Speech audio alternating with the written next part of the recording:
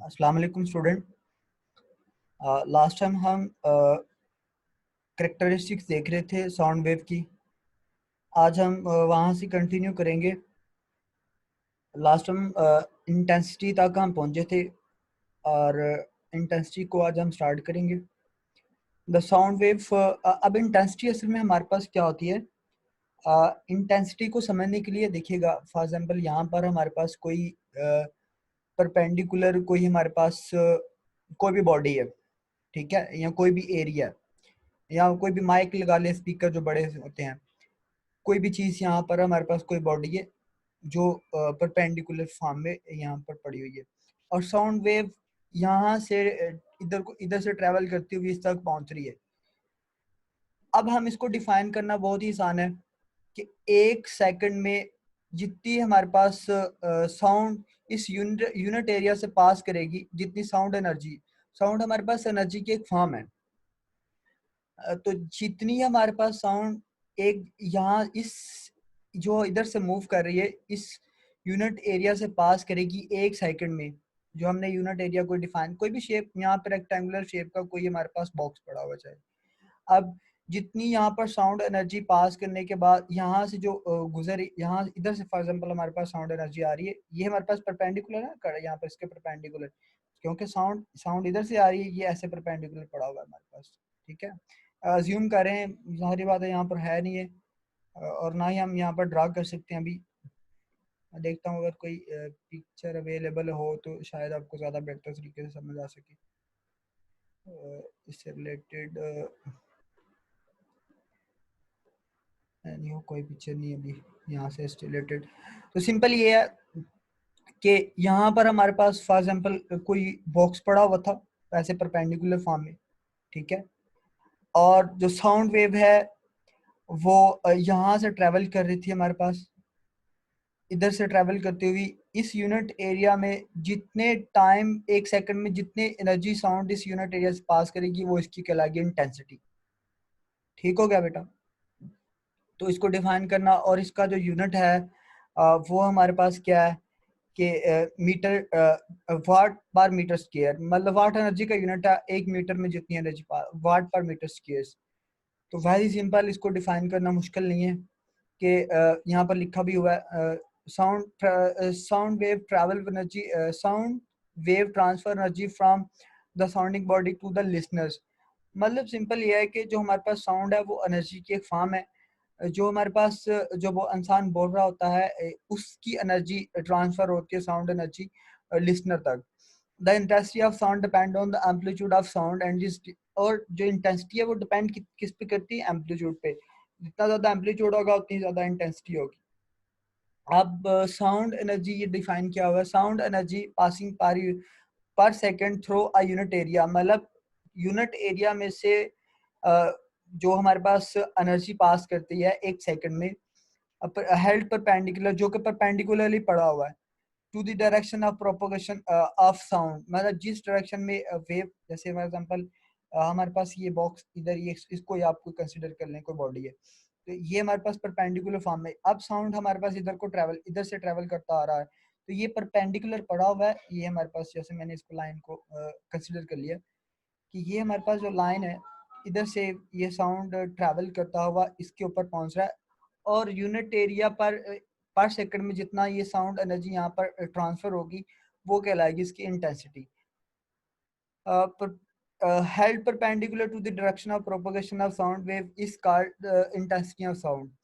Intensity ये हमारे पास physical quantity and can be measured accurately. हमने कहा था ना कि फिजिकल क्वांटिटीज कौन सी होती हैं, ऐसी क्वांटिटीज जिनको हम एक्यूरेटली मेजर कर सकते हैं। नाइन्थ क्लास में चैप्टर नंबर 1 में हमने ये डिस्कस किया था कि हमारे पास फिजिकल क्वांटिटीज क्या आती हैं।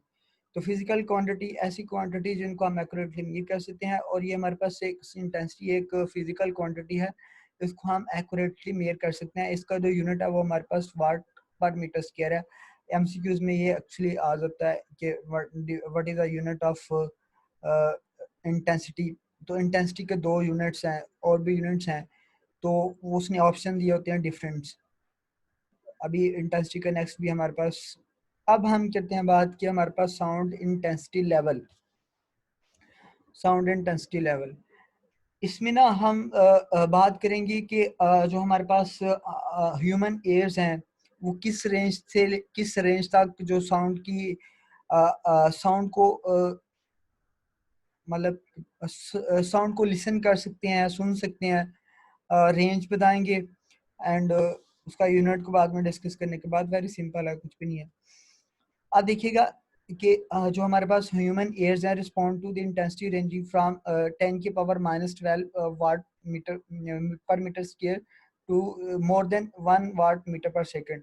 मतलब कि जो हम आवाज़ सुन सकते हैं वो इस रेंज से लेके इंटेंसिटी की इस रेंज से लेके इंटेंसिटी की इस रेंज तक हम आवाज़ को सुन सकते हैं। 10 की power -12 watt meter per second square से लेके 1 watt meter per second square के दरमियान जो हमारे पास साउंड्स होंगी, इंटेंसिटी की साउंड होगी, उनको हम सुन सकते हैं, उनको हम लिसन कर सकते हैं। ये 1 watt meter per second square ये हमारे पास एक बहुत ही लाउड साउंड है। ये पेनफुल है यहाँ पे, which is loud enough to be painful. जो मैक्सिमम जो हम लाउडनेस सुन सकते हैं वो 1 watt meter per second square की साउंड को सुन सकते हैं, जो कि वेरी पेनफुल है, इसमें भी कानों में दर्द होने लग जाता है।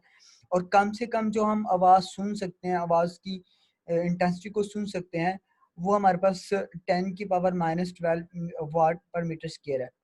तो ये हमारे पास रेंज है। ये पूछ भी लेता है एमसीक्यूज में कि किस रेंज से लेके किस रेंज तक हम सुन सकते हैं इंटेंसिटी को, साउंड इंटेंसिटी को।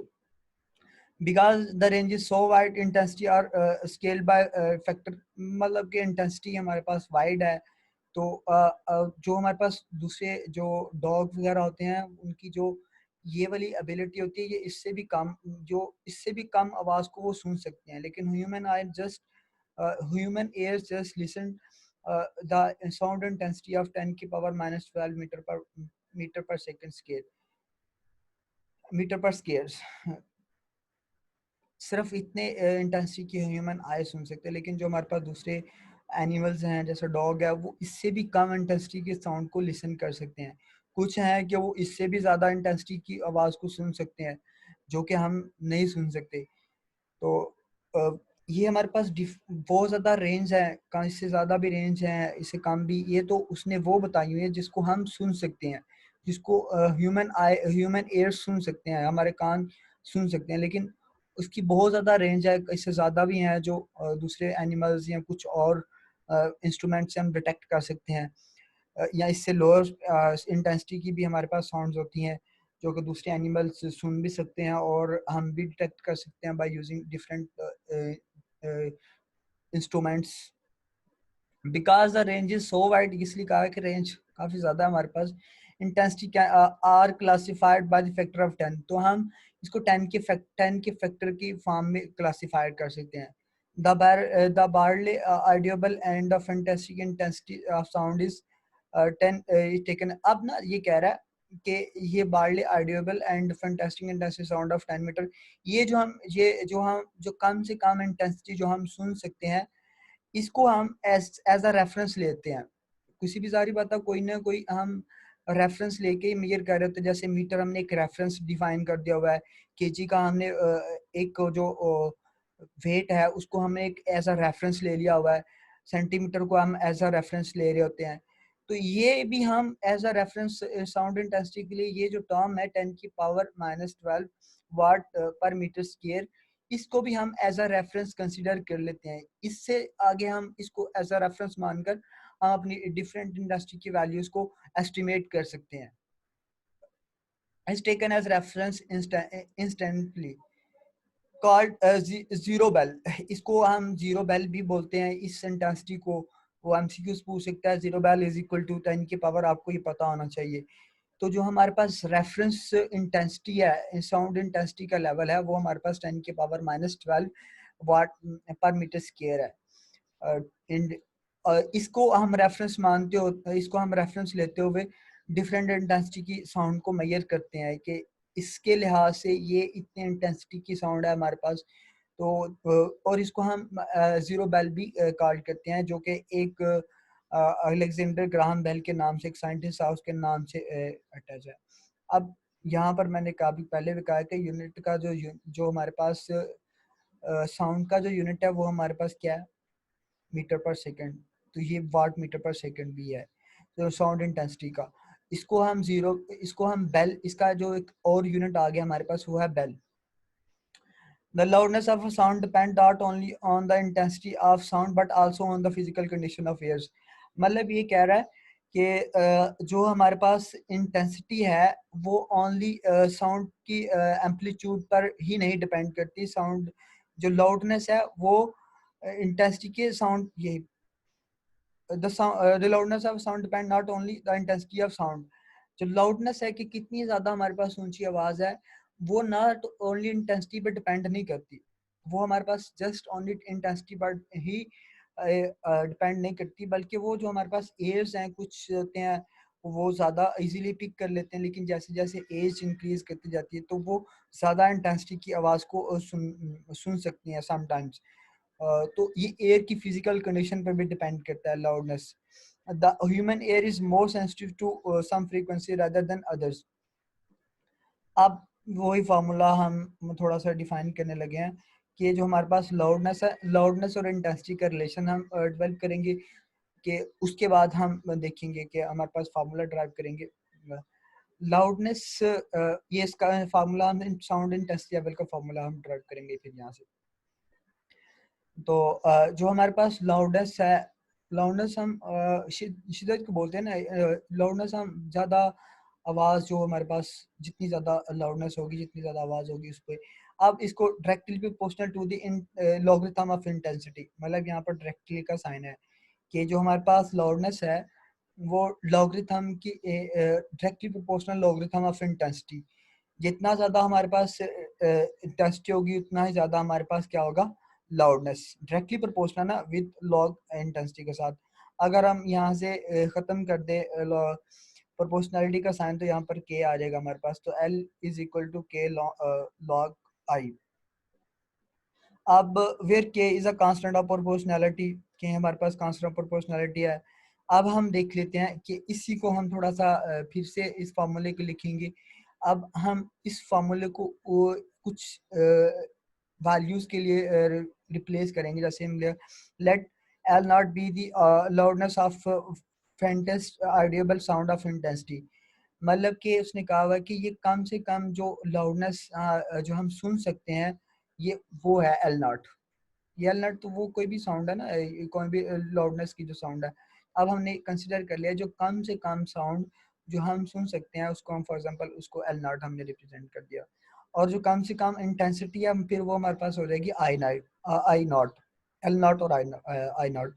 And L be the loudness of unknown sound, ये हमारे पास किसी भी अननोन साउंड की लाउडनेस है जिसका हमें आइडिया नहीं। ये तो वो है ना हमारे पास जो मिनिमम लाउडनेस जो हम सुन सकते हैं, ये वो है आई नॉट कि जो मिनिमम इंटेंसिटी हम सुन सकते हैं, इंटेंसिटी की वैल्यू हम सुन सकते हैं, हम फील कर सकते हैं इंटेंसिटी की वैल्यू को हम फील कर सकते हैं। ये हमारे पास वो लाउडनेस है जो मिनिमम हम सुन सकते हैं।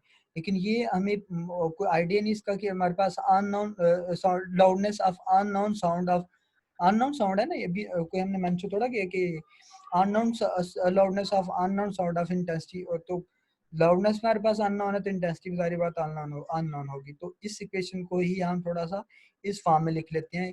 ये हमारे पास अब कौन सा फार्मूला आ गया, ये वो लाउडनेस है जो हम मिनिमम सुन सकते हैं, और ये वो इंटेंसिटी है जिस जिस इंटेंसिटी की वैल्यू, जिस इंटेंसिटी को साउंड का मिनिमम इंटेंसिटी की वैल्यू को हम सुन सकते हैं।